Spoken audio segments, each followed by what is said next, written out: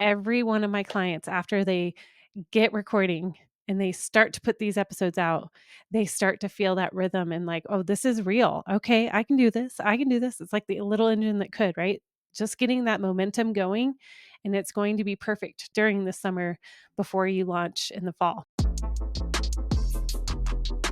Welcome to Podcast Coaching for Kingdom Entrepreneurs. I'm Kristin Fields Chadwick, your podcast coach on this transformative podcasting journey. Our mission: empower Kingdom entrepreneurs to confidently launch and grow podcasts, fostering a journey of being seen, being heard, being known, and making a lasting kingdom impact. This is Podcast Coaching for Kingdom Entrepreneurs. Your voice matters. Hello. Hi, friends. Okay, we are on step 6 of our 10-step program on how to start a podcast, my friends. All right, we have gone through 1, 2, 3, 4, 5. Last week was all about hosting platforms. If you don't know what a hosting platform is and you didn't listen to last week's episode, I encourage you, go back, listen.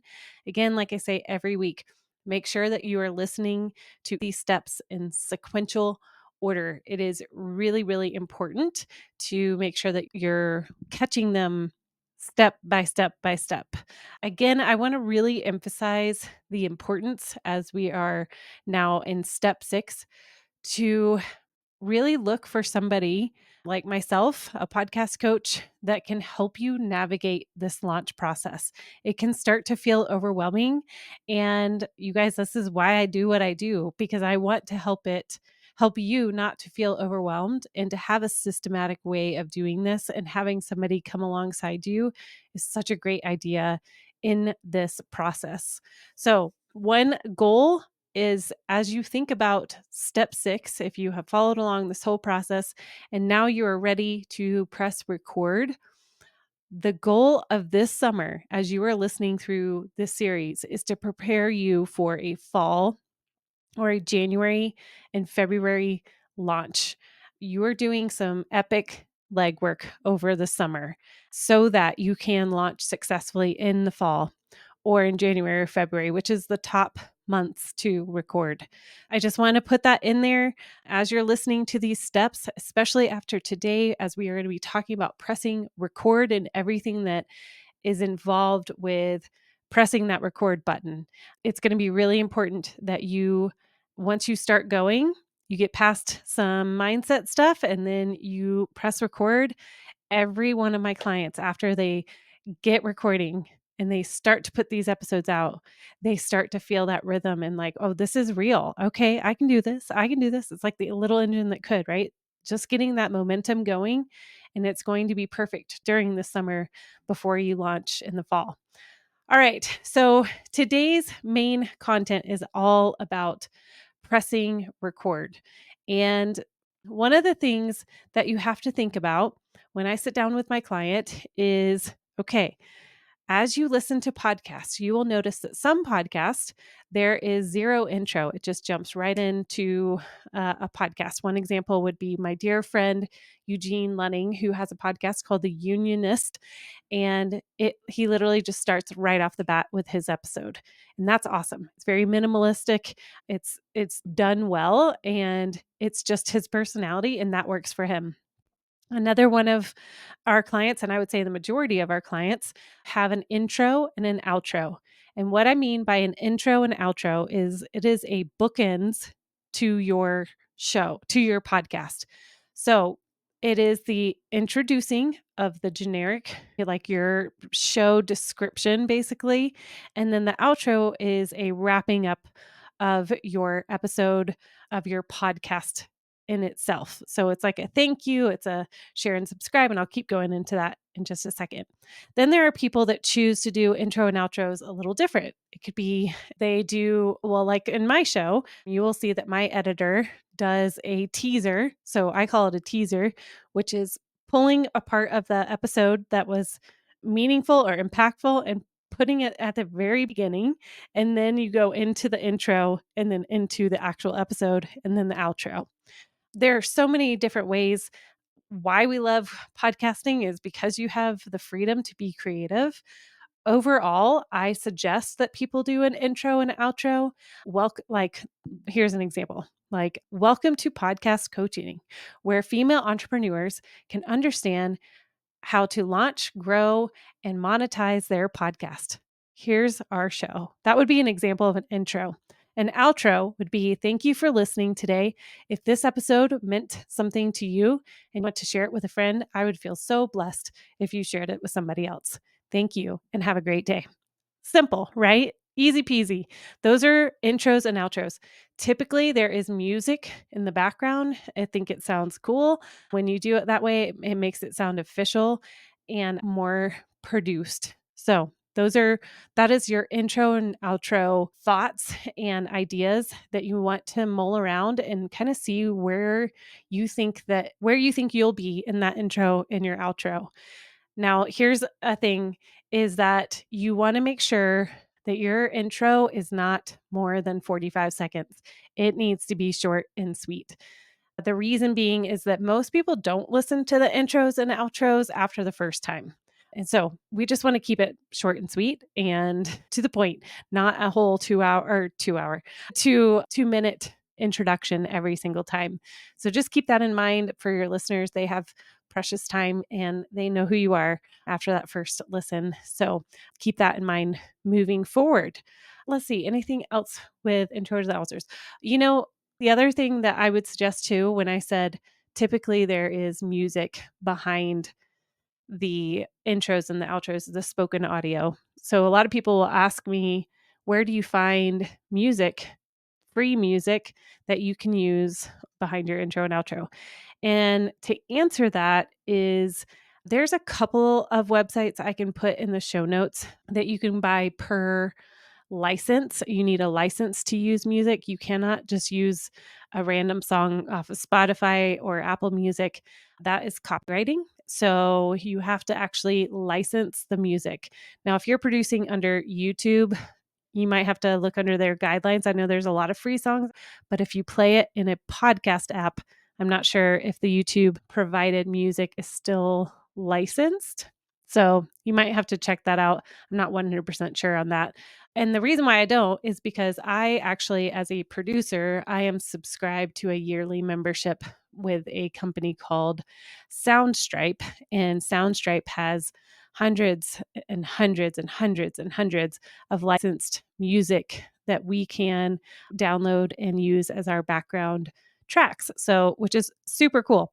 So, if you are one of my clients, you get access to that for free. If you're in our boot camp, I will give you access to that for free too. So, there's that question. All right. As you were thinking about, okay, do I want to do an intro and outro into my podcast? One of my favorite things to do is to have clients go listen to a bunch of different variety of podcasts. And I want them to really discover, what do you like about their podcast? How did you like how they opened their podcast? How they closed out their podcast? What style do you prefer? When you are listening to an episode, how do you like the uniqueness of their podcast? Or do you like it simple? Do you like it minimalistic, like my dear friend? Some people really enjoy, not just thinking about intro and outro, but for example, one of my dreams is to have a podcast that is more of an NPR style, which has music and sound effects interspersed throughout the episode. And it's like almost like book chapters of introducing a new concept and then rolling into another one. So if you like the sound of that, then thinking about that, you might want to hire an editor to do that. It is a lot of work to do that. So just preparing yourself to know what to expect after you record and how to record and show up to the mic. Another thing is, before you start to press record, is there is a mental component. There is a mindset shift that has to happen for a lot of people. There are the few and far between that can just show up to the mic and perform and be really, really comfortable. But I would say the majority of the everyday people, women out here listening, and men, will have a moment where there's some hesitation of, of, okay, how do I get over this imposter syndrome or this mindset shift of my voice might be annoying. I actually did a lot of episodes on that. Was one of my beliefs at the very beginning, was really feeling this like, ugh, I can't listen to my voice. It's so obnoxious. And I actually, for years, would turn down my mic in my headphones so I didn't have to hear my voice. And yet, we've got to get to a place of being comfortable behind the mic. And the only way to get over that, of this hesitation of showing up behind the mic, is to do it. We have to know who we are. We are, again, like I said, in step 1 and step 2, that knowing your why, knowing your who, and really understanding the people that you're showing up for can allow you to break through that imposter syndrome, showing up authentically, showing up with real tangible help and a heart to help people. So, and we talk a lot about that throughout our podcast boot camp online course, and how to break through that and really get over that hump of maybe coming up with every excuse in the book to not go and press record or practice. So, know that that is available inside of the course as well. All right.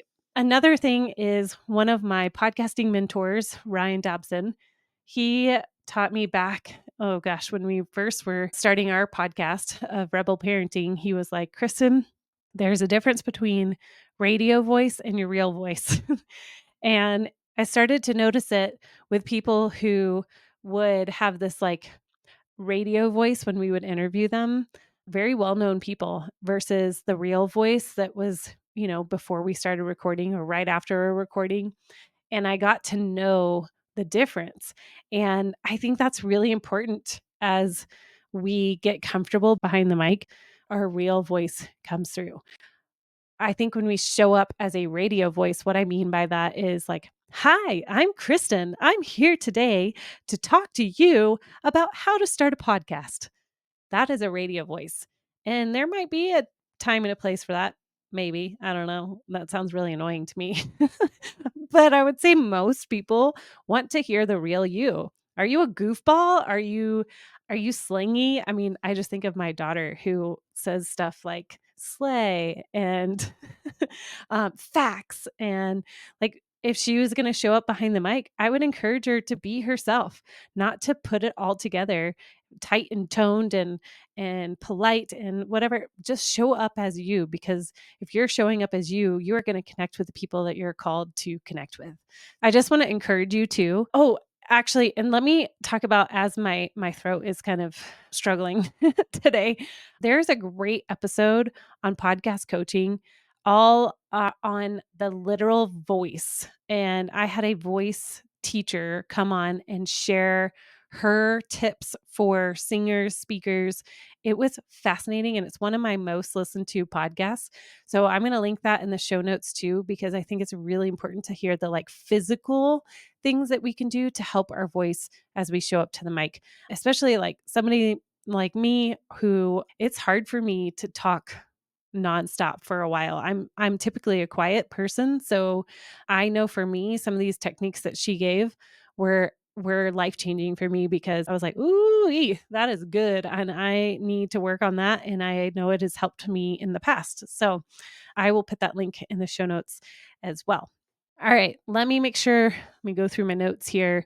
So again, pressing record, making sure that the more reps you get, the more comfortable you will be. Practice, practice, practice. That's how you overcome imposter syndrome, is you say, you know what? I'm showing up anyway as myself.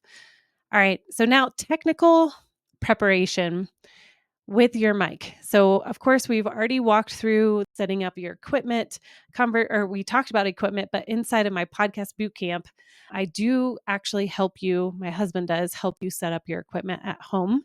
There's a whole recording on that specifically. So once your mic is set up and you have figured out what platform you're going to be recording on, whether it's Audacity or StreamYard or Riverside, any of those recording platforms are great. You're going to have to figure out the placement of your mic. Typically, it's about a fist length from your mouth to the mic. So that's where you want to position your mic. But if you have a mic, you've got to intimately know your mic. So you're going to like go around your mic and see which place on the mic sounds the best. Are you going to go from back here? Are you going to go here? Are you going to go here? Sorry, Sharon, my editor. I went all around the mic just then. That's how you learn. You play it back and you go, wow, okay, it sounds like this when I'm this close, and it sounds like this when I'm this close, and it sounds like this when I'm up on it right here. So you're going to find the perfect spot that you can be comfortable and yet it sounds the best. This is why you invested in a good mic. So then after that, I want you to just record, have fun, remember your why. Your first recordings should be an intro and an outro if you have chosen to do that. And then the last thing is called a podcast trailer. These are your first three things that you're going to record. I can't do number three with my fingers, apparently, if you're watching this.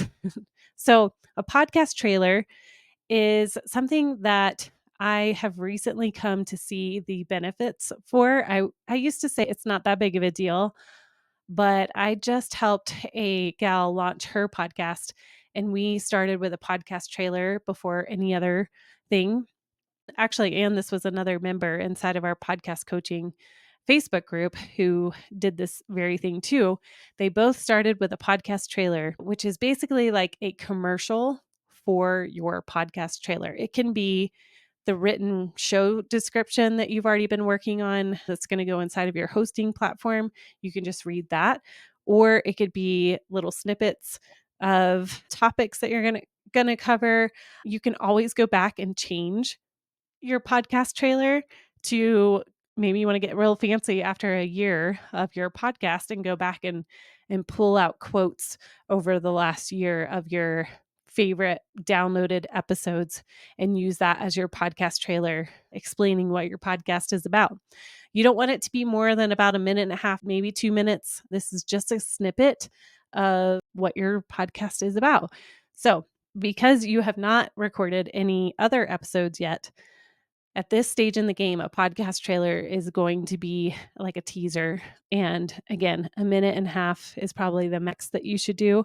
And then you get to submit that to Apple, which we'll talk about next time. We're going to talk about launching your podcast, but you can submit that part, the podcast trailer, to Apple to get a head start, and people can start leaving you a review before you even have a podcast episode out, because both of those ladies that did a podcast trailer from the very beginning had outstanding reviews right off the bat.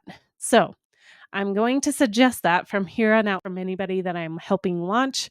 And it is such a sweet little encouragement as you start your podcast. All of that to say, today is the day that I'm going to say, press record, start thinking about your intro and your outro.